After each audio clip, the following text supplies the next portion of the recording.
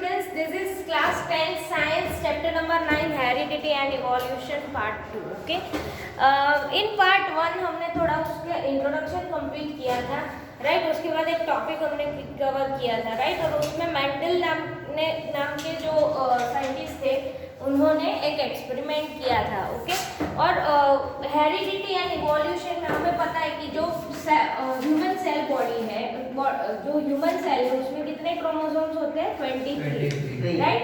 Yes.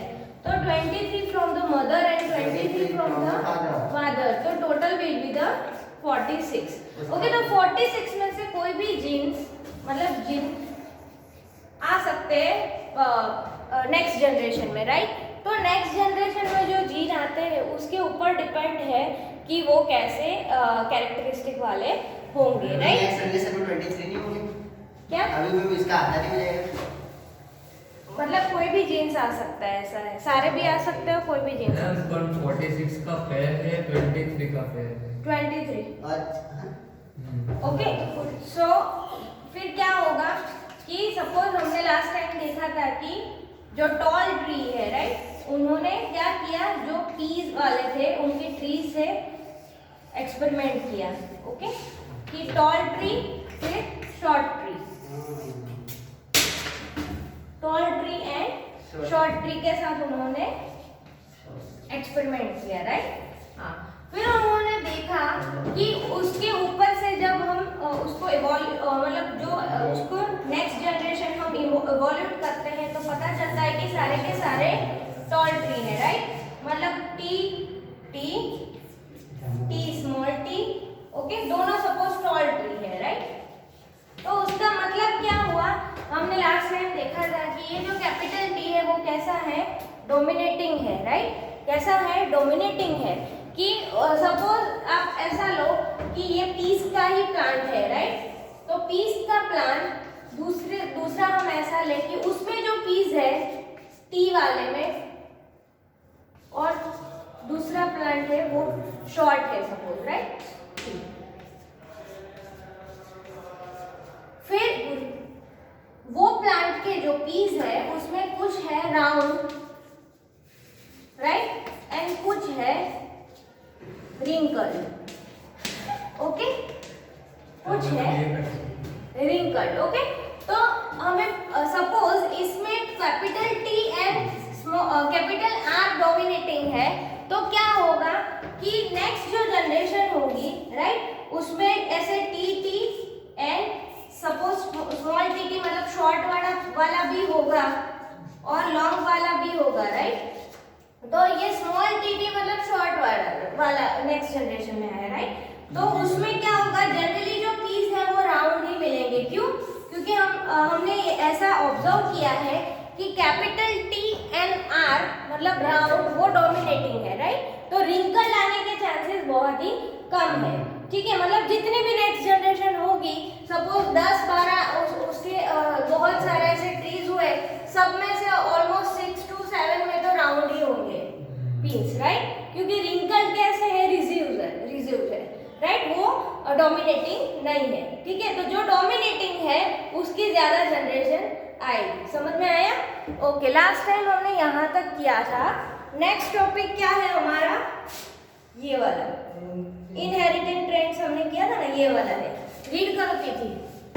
The rules for inheritance of such traits in human beings are related to the fact that both the father and the mother contribute particularly equal amount of genetic materials to the children. This means that each trait can be influenced by both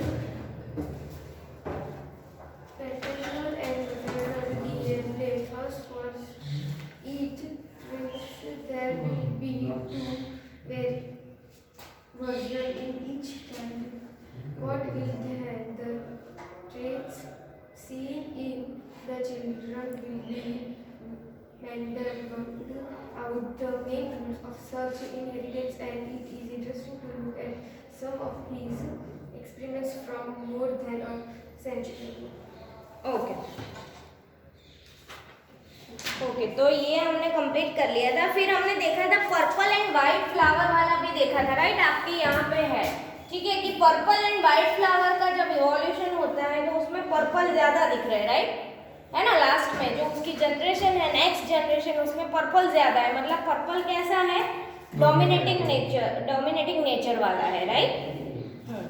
चलो, so next है how do this traits gets express. तो how does the mechanism of heredity work. Cellular DNA is the information source for making protein in the cell. ये very very important, उसके नीचे underline कर लो। DNA एक ऐसा है important source है जिससे जो नेक्स्ट जनरेशन है उसमें प्रोटीन कैसे बनेगा, राइट। प्रोटीन से बॉडी स्ट्रक्चर कैसे होगा वो डिपेंड करता है, क्योंकि डॉग का प्रोटीन अलग होता है, डॉग का डीएनए अलग होता है, तो उसका बच्चा डॉग ही बनेगा, राइट। और इंसान का डीएनए अलग होता है, तो उनके जो प्रोटीन कैरी फॉरवर्ड होंगे डीएनए से, तो इंसान ही बनेगा। इंसान का बच्चा कभी डॉग बन सकता है, नहीं, राइट। सो उसके नीचे अंडरलाइन करना, cellular DNA is the information source for making protein in the cell, right. Cell में वो प्रोटीन बनाने में डीएनए हेल्प करता है कि किस टाइप का प्रोटीन बनाना है, किस टाइप का स्ट्रक्चर बनाना है। A section of DNA that provide information for one protein is called the gene for the protein, right. उसके नीचे अंडरलाइन कर लो, अ सेक्शन ऑफ डीएनए, कर लिया, हाँ। तो a section of DNA provides information for one protein is called gene for that protein, okay. वो जो information carry forward करता है उसको हम क्या बोलते हैं, one gene, right, one gene, ठीक है। जैसे कि पापा टॉल है, राइट, टॉल है, टॉल एंड ब्लू आईज है, ठीक है। जैसे कि फादर की टॉल एंड ब्लू आईज है और मदर की शॉर्ट एंड ब्राउन आईज है, राइट। हाँ, तो बस एक, तो इसमें से सपोज एक जीन आया और दूसरा जीन इसमें से आया, राइट। तो ये जो डॉटर सेल है, मतलब नेक्स्ट जनरेशन है, वो टॉल एंड ब्राउन आईज वाला भी हो सकता है, राइट। समझ में आ रहा है कि नहीं, ठीक है। तो इसमें फिर अगर दूसरा जीन यहाँ से आया तो वो टॉल हो सकता है, ठीक है, एंड ब्लू आईज भी हो सकता है। उसका मतलब ऐसा है कि टॉल तो डोमिनेटिंग है ही, राइट, और ब्लू आईज भी डोमिनेटिंग है, ऐसा बोल सकते हैं, राइट। या तो फिर इसमें से ब्राउन आईज वाला जो जीन है वो डोमिनेटिंग है। समझ में आया, ओके। नेक्स्ट, चलो नेक्स्ट कंटिन्यू रीडिंग करो। स्मिथ, हाँ, रीड करो, continue. How do protein control the characteristics that we are discussing here? Let us take the example of tallness as a characteristic. We know that the plant have hormones that can trigger growth. Plants' height can thus depend on the amount of the particular plant hormone. The amount of the plant hormone made will depend on the efficiency of the process for making it. Consider now an enzyme that is an important for this process. If the enzyme works efficiently, a lot of hormones will be made and the plant will make tall. If the gene of the enzyme had an alteration that makes the enzyme less efficient, the amount of the hormone will be less and the plant will be short. Thus genes control characteristics of the traits. Yes, तो ये जो jeans है वो क्या करते हैं, control करते हैं कैरेक्टरिस्टिक ट्रेट्स के, राइट। हाँ, नेक्स्ट,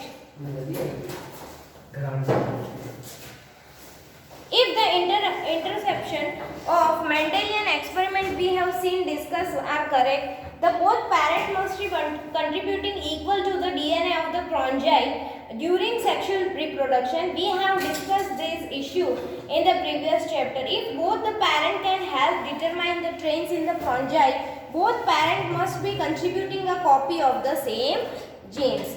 राइट, मतलब कुछ जो डॉटर एलिमेंट है, डॉटर सेल है, राइट, उसमें क्या है कि सेम जैसे मदर के फीचर से वैसे आधे और फादर के फीचर से वैसे आधे हैं, मतलब दोनों सेम जीन कंट्रीब्यूट करते हैं, right. So how do germ cells make a single set of genes for the normal 2 copies that all other cell in the body have? If Bronte plants inherited a single whole gene set for each parent, then the experiment explained in 9.5. देखो 9.5 में क्या है, एक ground and green है, right. R R मतलब ground, जैसे अभी हमने समझा था वैसे, and Y small Y Y मतलब ग्रीन. ओके, एंड दूसरा है wrinkle and capital Y Y मतलब yellow. Wrinkle and yellow. Okay, तो देखो यहां से एक जीन आया, यहां से एक जीन आर है, राइट, एंड वाई, दोनों एक जीन पास आउट हुआ, राइट. तो वो उसके क्या होने के चांसेस है, obviously green and brown, right, क्योंकि इसी में से दोनों जीन आए. ठीक है, फिर इसी में से दोनों जीन आए तो इसके क्या होने के चांसेस है, रिंकल एंड येलो. यस और नो, है ना. हाँ, फिर इसमें से अगर एक रिंकल एंड येलो, क्योंकि हमने येलो के लिए कैपिटल आर, रिंकल के लिए स्मॉल आर. फिर इसमें से अगर हम लोग एक एक जीन ले तो यहाँ से आर एंड यहाँ से हाँ वाई, मतलब ब्राउन एंड येलो होने के भी चांसेस है. ठीक है, समझ में आया कि नहीं. ओके, फिर ऐसे ही दूसरी क्या क्या पॉसिबिलिटीज है, तो ग्रीन एंड रिंकल्ड होने के चांसेस है, राइट. ग्रीन एंड रिंकल्ड होने के चांसेस है. ग्रीन एंड येलो भी हो सकता है. ठीक है, थोड़ा थोड़ा मतलब ग्रीनिश येलो भी हो सकता है, तो वाई वाई. ओके, फिर या तो पूरा का पूरा येलो भी हो सकता है, या बाकी के जो रिंकल एंड राउंड शेप है वो कैरी फॉरवर्ड ही ना हो, ऐसा भी हो सकता है, राइट. समझ में आया. तो इस तरीके से आपको पूरा ऐसे चार्ट दिखाया है, राइट. हाँ, सो वहां से रीड करो, चलो तिथि और कीर्ति वहां से रीड करो. अभी page number 140. How to germ cell make a single set of genes from the normal two copies that all other cells in the body have. If progeny plant inherited a single whole gene set from each parent, then the experiment explained in the figure 9.5 cannot work. This is because the two characteristics R and Y would be linked to each other and cannot be independently. Okay. Continue. This is explained by the fact that each gene set in the present not as a single long thread of DNA, but a separate independent pieces, each called the chromosome. Thus, each cell will have two copies of each chromosome, one each from the male and female parents. Even germ cell will take one chromosome from each pair, and these may be of either maternal and paternal origin. When two germ cells combine, they will restore the normal number of chromosomes in the progeny, ensuring the stability of DNA in the species. Such a mechanism of inheritance explains the result of Mendel experiments and is used by all sexual reproducing organisms. But asexual reproducing organisms also follow similar rule of inheritance. Can we work out how their inheritance might work? Yes. Now see, हमें पता है कि sexual reproduction में हमें ज़्यादा varieties मिलती है. क्योंकि सेक्सुअल रिप्रोडक्शन में दो पेरेंट की ज़रूरत है, राइट. तो दोनों पेरेंट के जीन्स उतने ज़्यादा है, उतनी वैरायटीज उतनी ज़्यादा है, क्योंकि ऊपर वाले जो जनरेशन के पेरेंट है वो भी किसी और पेरेंट में से जीन्स लेके आए हैं, राइट. तो उतनी ही वैरायटीज हमें मिलेगी. बट एसेक्सुअल में क्या है कि सिर्फ एक ही पेरेंट उसमें इन्वॉल्व है, राइट. तो उसमें उतनी वैरायटीज नहीं मिलती है, राइट. जैसे कि अमीबा है, मैंने कल आपको समझाया था, राइट. स्पाइरोगायरा है, ओके. उसमें ज़्यादा से ज़्यादा क्या होगा, ज़्यादा से ज़्यादा उसके अंदर बड़ा या छोटा होगा, कलर थोड़ा डिफरेंट होगा, बाकी सब सेम होगा, राइट. चलो, next is the sex determination. हमने कल थोड़ा इंट्रोडक्शन लिया था. सेक्स डिटर्मिनेशन आपने 8th स्टैंडर्ड में पढ़ा है, राइट. हमें पता है कि जो मेल है उसमें मदर एंड फादर में से एक जीन आता है, राइट. मतलब वो XY है तो वो मेल है, एंड जो फीमेल है उसमें है XX जीन, राइट. तो नेक्स्ट जो जनरेशन है उसमें अगर इसमें से एक जीन X है और इसमें से एक जीन X है तो वो क्या होगा, बेबी गर्ल होगी, राइट. और अगर इसमें से एक जीन Y है और इसमें से एक जीन X है तो वो क्या होगा बेबी बॉय, राइट। तो ऐसे ही सेक्स डिटरमिनेशन वाला हमने पढ़ा था 8th स्टैंडर्ड में। लेट्स सी, यही लिखा है और कुछ नहीं है, स्टोरी में लिखा है वी हैव डिस्कस्ड। वहां से रीड करो साहिल। दो बेबी होते हैं वो कैसे हो? दो आते? हाँ, वो फर्टिलिटी रेट अगर ज्यादा है तो उसमें 2 आएंगे, मतलब उनका जो फर्टिलिटी रेट रेशियो है वो बाकी से ज्यादा है, तो 2 या 3 स्पर्म एक साथ फ्यूज हो रहे हैं तो वो आएगा आपको मोनोकॉट एंड मल्टीजाइगोट, मोनोजाइगोट, वो सब आएगा आगे। चलो साहिल।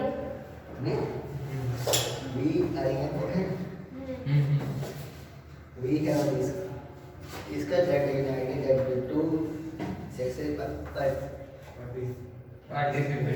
participating in sexual reproduction must be somewhat different from each other for a number of reasons. How is the sex of newborn individual determined? Different species use very different statistics for this. Some really मतलब क्या entirely on environment, मतलब वो जो environment है उसके हिसाब से वो आगे बढ़ रहे हैं सब। Thus, in the some animal like few reptiles, the temperature at the which fertilized eggs are kept determines whether the animal depends in the egg will be a male or a female. In other animals such as snails, individual can be change the sex. In some beings, the sex of the individual in large from our parents decide whether we will boy or girl. उसके नीचे underline कर लेना, in other animals such as snails. Snails क्या कर सकते हैं, वो individually ही sex change कर सकते हैं, राइट। उसमें पेरेंट एलिमेंट मतलब पेरेंट सेल की जरूरत नहीं है, मदर एंड फादर, वो इंडिविजुअली सेक्स चेंज कर सकते हैं, मतलब मेल से फीमेल, फीमेल से मेल, उसमें नेक्स्ट जनरेशन आ सकता है। Next But we have assumed that the similar genes that are inherited from the both parents. If that is the case, how genetics inheritance determines sex? The explanation lies in the fact that all the humans chromosomes are not paired, right? हर एक human में शायद pad ना हो, ऐसा भी है। Most human chromosomes have a maternal and a paternal copy, वो हमें पता है, हमने लास्ट टाइम देखा, राइट। हर एक ह्यूमन में मैटरनल मतलब मम्मी की तरफ का और पैटर्नल मतलब पापा की तरफ की के जीन का कॉपी है, right. So most human chromosomes have maternal and paternal copy, and we have 22 such pairs, मतलब around 23 pairs, but one pair called the sex chromosome is odd in not always being a perfect pair. Women have a perfect pair of sex chromosomes, both called X, right? वो हमें पता है, हमने जैसे यहाँ पे देखा कि वुमन में क्या है, दोनों सेम क्रोमोसोम होते हैं, XX, right? And while in the man there are X and Y. Okay, as figure 9.6 shows, half the children will be boy and half the children will be girl, right? समझ में आ जाएगा ना, 8th standard में आपने पढ़ा है। Thus the sex of children will be determined by what they inherited from their father। मतलब आपको ये ऑब्जेक्टिव में पूछेंगे कि जो बेबी है उसमें बॉय या गर्ल होने का चांसेस किससे होता है, ओनली एंड ओनली फादर के ऊपर ही डिपेंड होता है, राइट। जो गांव में सब मतलब ऐसा बोलते हैं ना कि बेटा या बेटी, वो सब अभी तो नहीं चल रहा है, पहले के ज़माने में ऐसा था, राइट। तो वो सब कुछ किसके ऊपर डिपेंड है, ओनली मेल के ऊपर डिपेंड है, फादर के ऊपर ही डिपेंड है कि वो बेबी बॉय होगा या बेबी गर्ल, उसमें वुमन का कोई पार्टिसिपेट नहीं है, राइट। नेक्स्ट, सो एंड मतलब वो ऑब्जेक्टिव में पूछते हैं कि मतलब जो डॉटर सेल है उसमें बेबी बॉय या बेबी गर्ल वो किसके सेल के ऊपर, किसके जीन के ऊपर डिपेंड है, तो option A B C D, the father, mother, ऐसा आपको दिया जाएगा, राइट। ऑप्शंस शायद आपको फर्स्ट चैप्टर में एक चैप्टर में पूछा था, आपको प्रीलिम में पूछा था ना? नहीं। अरे वो वाले में मिड टेस्ट में नहीं था क्वेश्चन। ओके, लास्ट ईयर का था। एनीवे चलो next, evolution. We have note that there is an inbuilt tendency of variation during reproduction, but both because of errors in DNA copying and as a result of the sexual reproduction. Let us now look at some consequences of the tendency and illustration. Okay, illustration है एक, देखो यहाँ पे आपको पूरा group दिखाया गया है बीटल्स, 12 रेड बीटल्स का दिख रहा है। They live, let us assume, वहां से रीड करेगा नीलेश रीड करो। An illustration. Consider a group of 11 red metals. Let us assume it's a birds with green leaves. Their population will grow by sexual reproduction and therefore come generate variation. Let us imagine also that crows eat these metals. The more metal are crows eat, the fewer metal are available to reproduce. Now let us think about some different situations that can evolve in this metal population. Next. In the first situation, a color variation arises during reproduction so that there is one metal that is green in color instead of red. This metal, moreover, can pass the color on to its